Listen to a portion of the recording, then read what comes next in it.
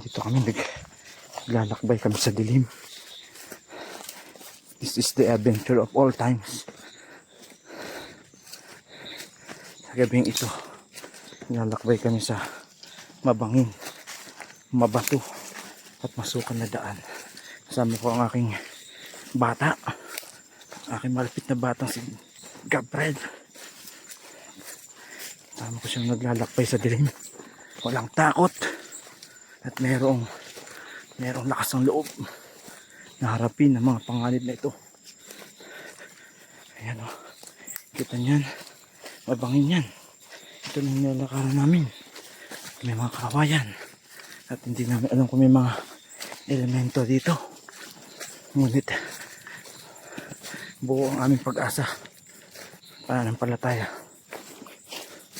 May malaki pang puno dito. Kita niyan, ito ang aming paglalakbay. Ang gabi ng paglalakbay patungo sa aming lupang hinirang.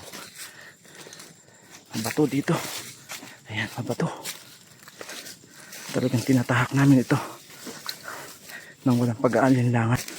Makarating lang kami ng payapa at ligtas sa aming lupang hinirang. Ayan, grabe ito ang aming paglalakbay na ito.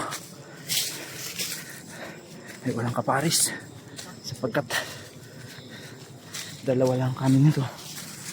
Aking malupit na bata na si Neo Gabriel, the adventurer at night. Okay, this is it.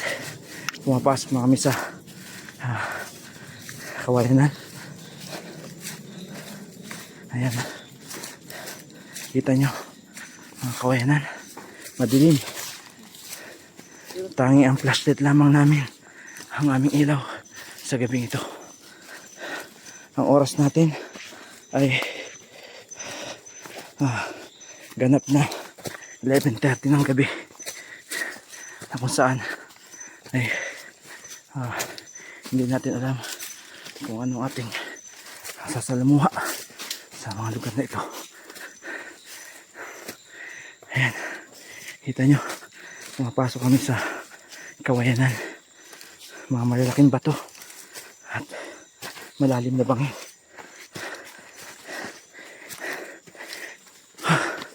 Ito ang karanasan na hindi matutumbasan ng isang kabataan tulad ni Neo Gabriel Magdiaba.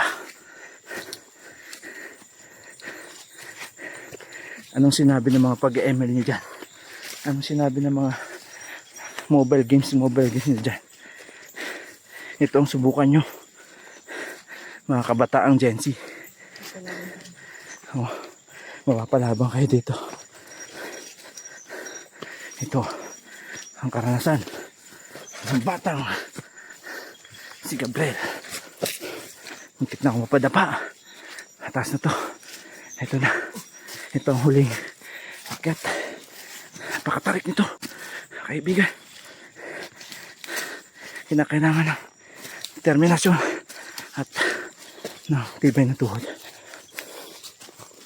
Grabe ito. Ito paglalakbay namin ito ay nakasulat na sa kasaysayan. Kasaysayan ng Magdiaba family. Kita niyo yan. Ito na. Malapit na kami. Nakikita nyo. Tumawid na kami sa sapa. Nakikita nyo yung ilaw sa taas na yan. Yan ang aming destinasyon. Ayan na. Paakit na kami doon. Ito na. Malapit na kami. Talaga namang sulit ang pagod na to pag nakabot kami doon sa tuktok ng aming lupang hinirang. Ito nyo, ito na yung hagdan. Setan mo ang hagdan. Nakikita nyo yung mga hagdan na yan. Kami ang gumawa niyan upang magkaroon ng maayos na daanan patungo sa aming tinatayong bahay dito sa bundok. Paano? Hanggang dito na lang ang aming paglalakbay. Hanggang sa muli.